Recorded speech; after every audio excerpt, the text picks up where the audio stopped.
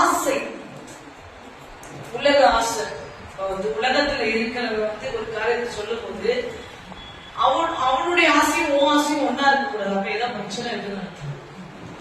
அல்லேலூயா.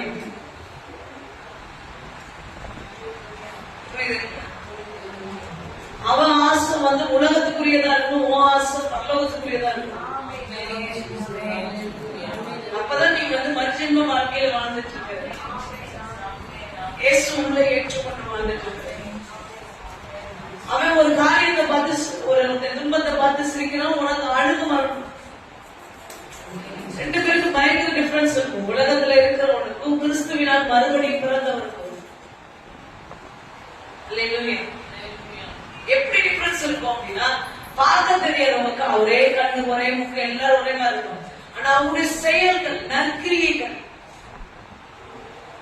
அவனுடைய பேச்சு, அவனுடைய நடத்த, அதுதான் இயேசுவை பிரதிபலிக்கும்.